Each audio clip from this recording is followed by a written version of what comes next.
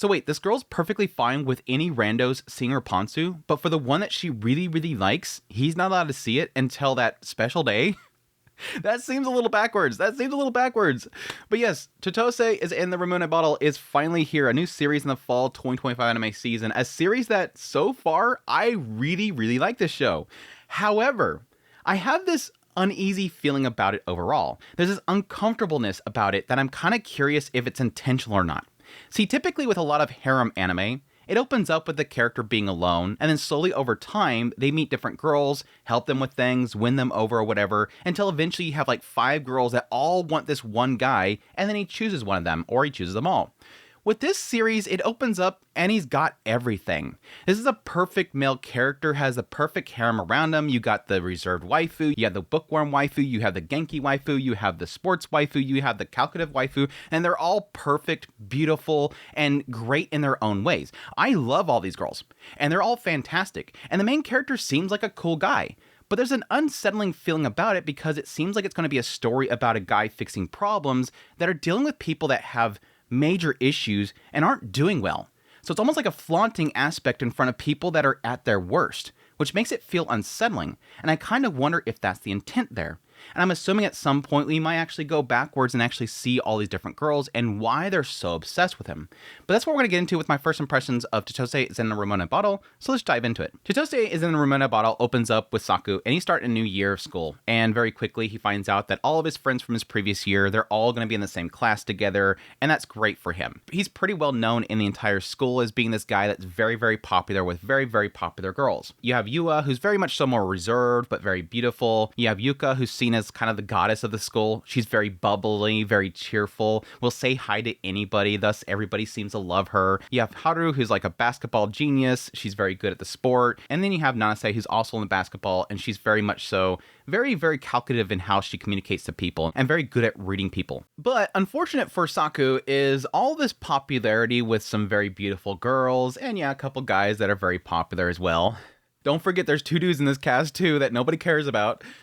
All this popularity comes with some side effects. Yes, there's a lot of people that obviously are very jealous of him. Groups of people that constantly berate him online, talk about how he's this man. They all absolutely hate the fact that he has all these beautiful girls just clamoring over him all the time. But it doesn't seem like that gets Saku down. He's kind of used to it at this point. He's just used to the fact that all that love comes with a lot of hate as well. And so he kind of just lets it be and enjoys his life. Well, suddenly his life kind of gets a little more complicated, and the fact that his teacher asks him to come to the roof, and then he tells him about one of his classmates, Kenta, who hasn't been at school since the previous year's 3rd term. Kenta has apparently locked himself up in his room and is doing nothing but watching anime and reading light novels. When he points out to his teacher, hey, aren't you the teacher? Why won't you go get your student back? He pretty much puts it to Saku that typically whenever there's an issue that needs to be resolved, he's a person that really can't walk away from it. It kind of gives this impression that Saku is kind of a superhero. He's the kind of person that when he sees a problem, he can't really help but want to get involved. He tells himself that if I don't live a beautiful life, then I might as well be dead. Well, thus begins Saku's first attempt to bring Kenta back to school. He ends up bringing along with him Yua. Saku claims that he's the love me, hate me type of guy, whereas Yua is really good at kind of closing the gap. And so happens when they arrive there, it seems like Kenta, all those things that are being said online, Kenta's saying the same exact thing. Kind of gives you a feeling that he's probably the one that was always posting all the nasty stuff. Constantly calling Saku a and yes, even calls Yua one of his harem. Well, they don't let that keep him down. They try to kind of, make a connection with Kenta, bringing up the fact that apparently he likes anime and light novels. He quickly shuts it down, the idea that they don't know any of the light novels that he mentions, thus he knows they're all lying. And even though he seems like he connects a little bit with Yua because she's able to kind of close that gap, it quickly gets shut down once Saku speaks up and says that he's gonna, let them talk alone.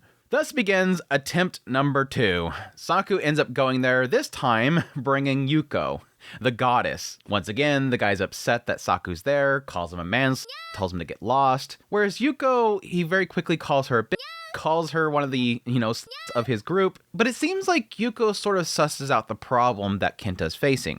She gets the feeling that Kenta at some point tried to get with a girl, and then it kind of messed things up. And it seems like that kind of strikes a chord with Kenta. Well, as it kind of falls apart once again, Saku goes to the mom and says, sorry mom, I hate to break it to you, before we cut over to Kenta alone in his room, and suddenly out of nowhere, Saku just busts open the window from the outside with a baseball bat and says that he wants to break down the barriers.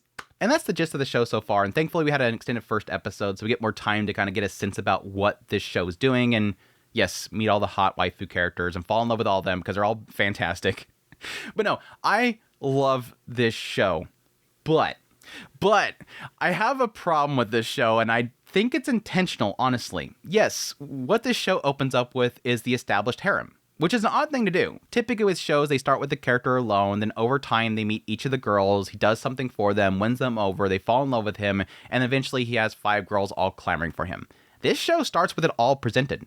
This starts with him having a perfect life, him being great, and everybody loves him except for the people that are jealous of him, and all these girls are flaunting all over him. They're constantly just trying to get his attention.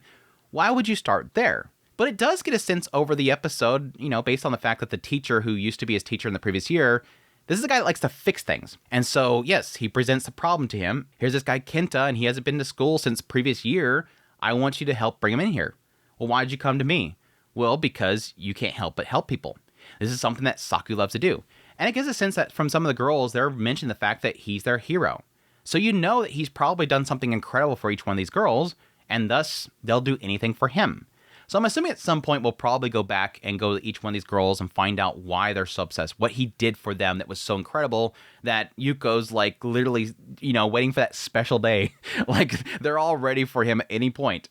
Why this show felt uncomfortable for me is that, yes, I'm fine with that. I'm fine with them eventually explaining why all these girls love him. It seems like he's a cool dude. There's nothing that he's done is bad, even though you have mentions of people not liking him. Jealousy's a thing. What made me uncomfortable was the moments with Kenta. That's where things kind of started getting kind of interesting for me. I was hoping in my previews for this show that something was going to break this kind of perfection, but I don't think that's what they're going to be doing here. What I think they kind of did with Kenta was sort of express how people don't like him and why they don't like him.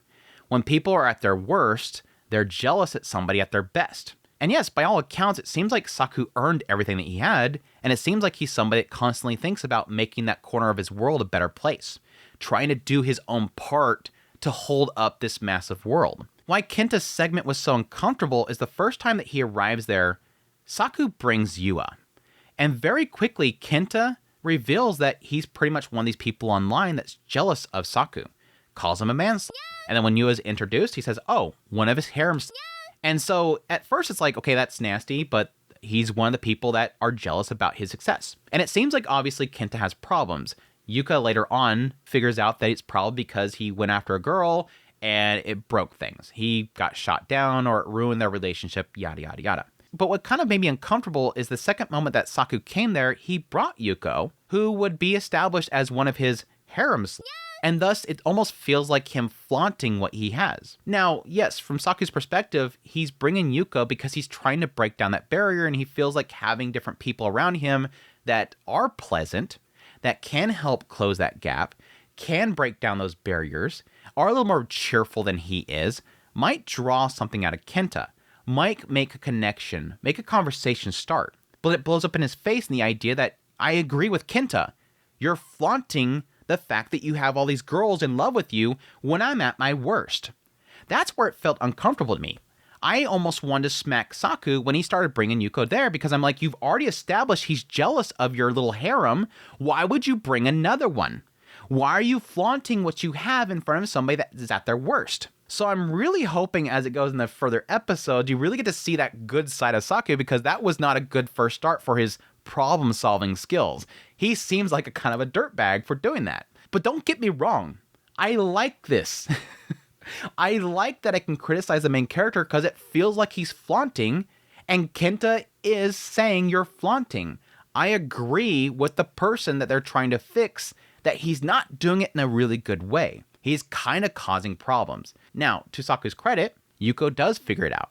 Yuko does establish, based on her time speaking to everybody and constantly being the person that greets everybody and talks to everybody that everybody likes, that she would find out that Kenta has been shot down. Possibly Yuko's had to deal with this. Yuko's probably had to shoot people down and had to address it at some point.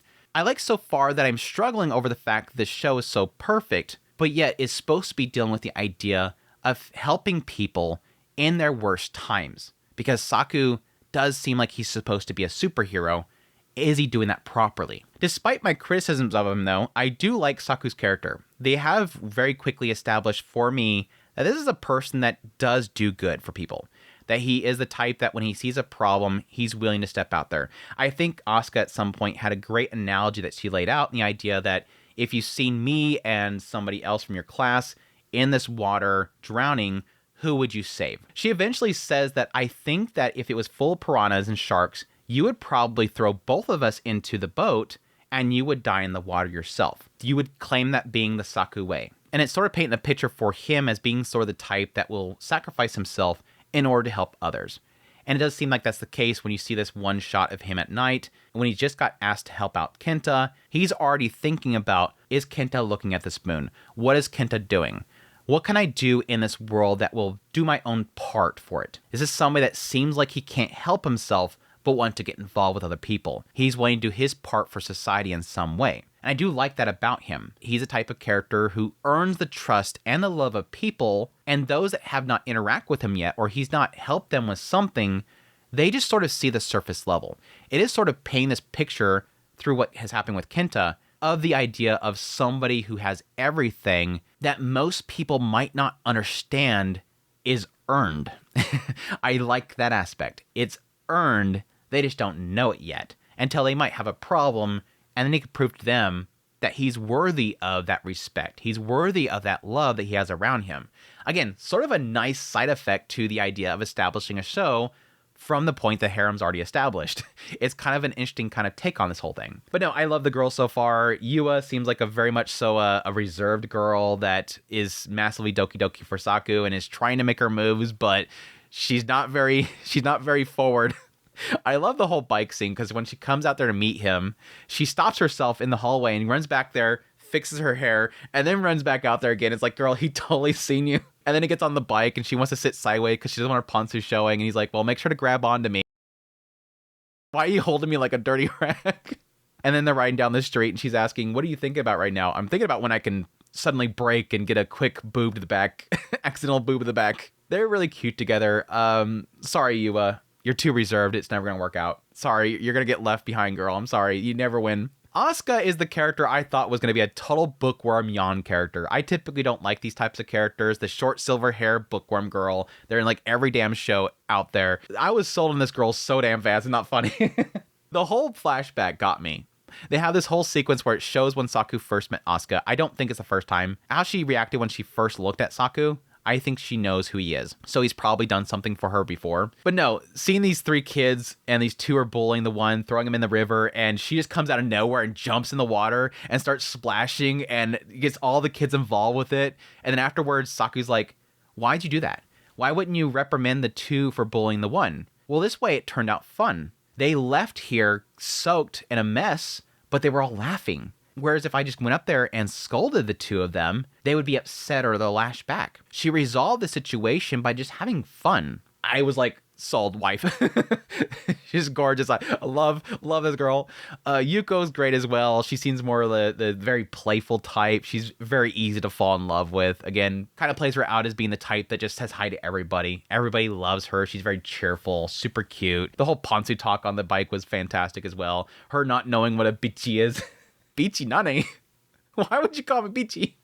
I'll do anything for Saku. She's the type that's like, she's perfectly fine with letting everybody know that she is sold on Saku and that she'll do anything for him. Again, calls him her hero. Again, assuming that he's done something for every one of these girls and seemingly something very important for her.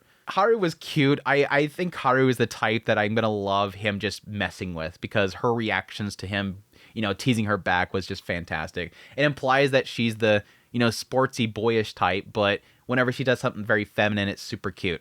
But so far, all we've really gotten is her just constantly with a button-down shirt, a cleavage, and trying to cool herself down. I love the whole bit about the bow tie and stuff like that. She's been great as well. Not to say I need more of her. So far, I just had this one shot of her getting really close to Saku and mentioning that she likes to, you know, observe people and figure them out, and that she's so good at reading people, it's kind of scary.